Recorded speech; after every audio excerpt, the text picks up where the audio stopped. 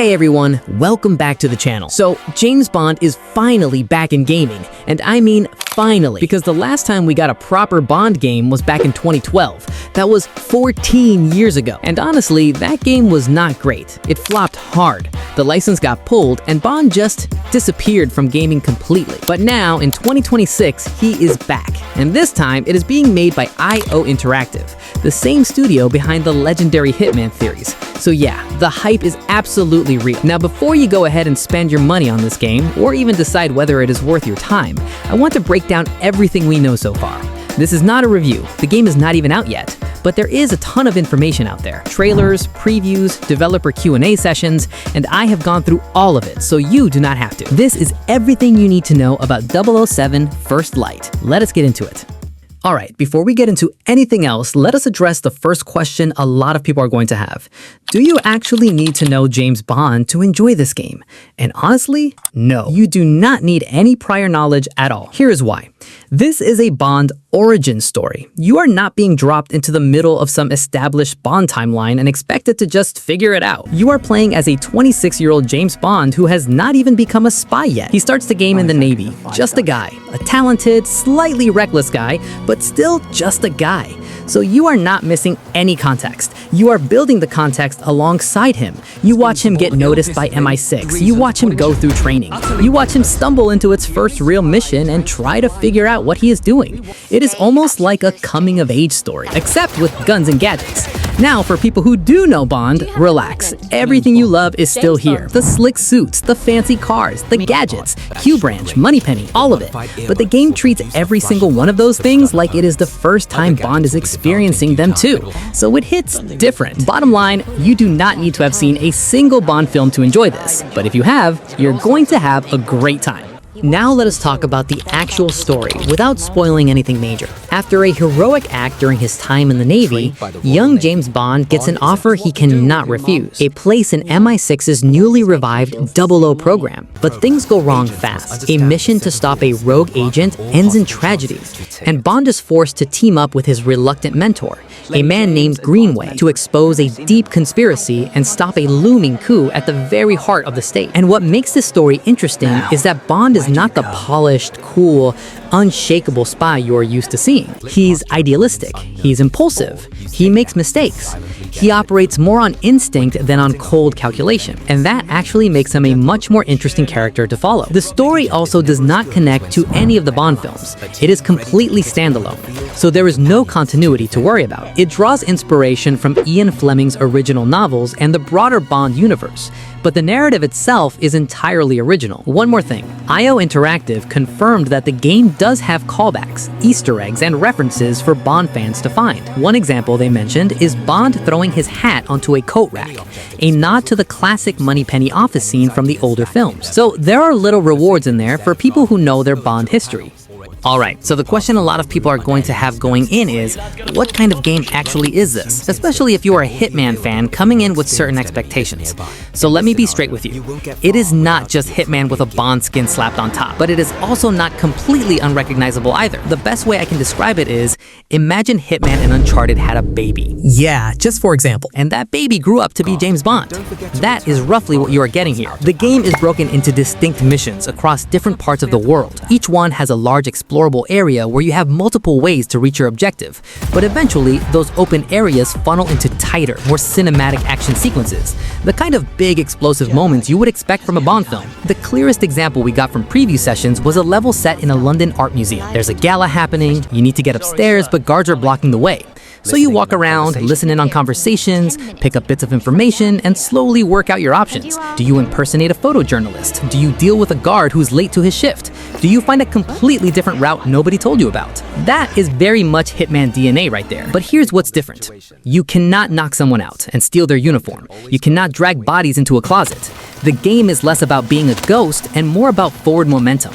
Plans fall apart, things go sideways, and Bond just keeps moving and adapts. which honestly feels much more true to the character than Hitman ever could. IO Interactive confirmed every mission has at least 3 different ways to complete your objective, so there's real replay value built in from day one.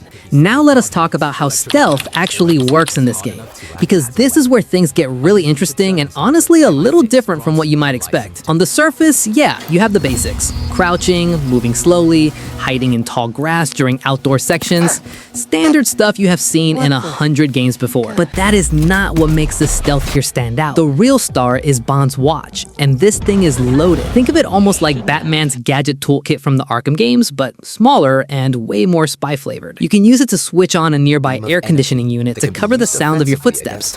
You can make a laptop fritz out to pull a guard's attention away from you. It even has a built-in laser that you can fire directly into an enemy's eyes to temporarily blind them so you can slip right past. Or use that same laser to burn through a lock and break into a restricted area. Now, the catch is that the watch runs on a resource shown as a blue meter on your screen. Every time you use it, that meter goes down.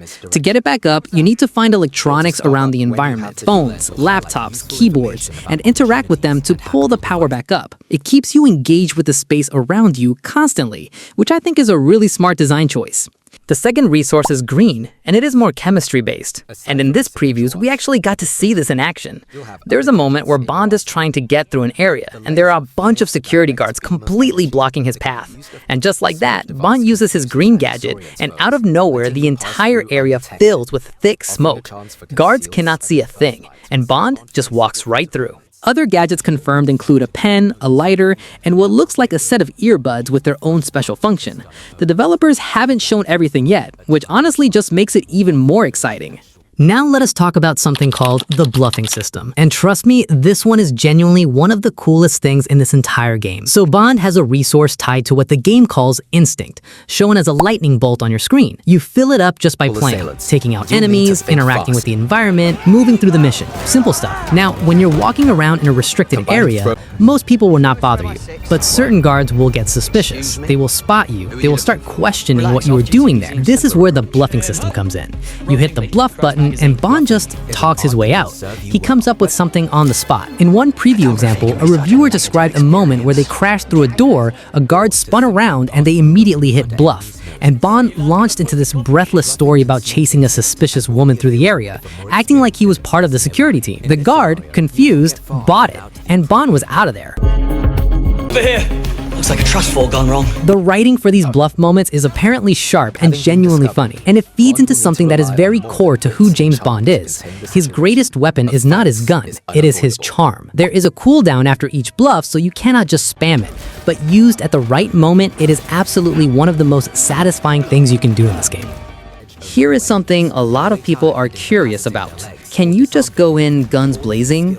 The short answer is sometimes, but not always. The game has what it calls a license to kill system, and it is not always active. Most of the time, Bond is supposed to be a spy, not a soldier. So if you try to pull out your gun and start shooting people in the middle of a stealth section, the game does not really support that. But when a real threat appears, when someone draws a weapon on you, or a story moment escalates into a firefight, the license to kill activates on screen. And that is your signal to go loud if you want to. It is actually a clever design decision. It keeps Bond feeling like Bond. The original character was always armed, but he did not shoot first. He assessed, he planned, and when it was time to act, he acted decisively. Now, one of the biggest questions people are asking about this game is how long is it actually? We do not have an official number publicly confirmed by the developers, but according to conversations at preview events, developers have mentioned they are targeting around 20 hours for a full playthrough. Now, that is likely a slightly optimistic estimate.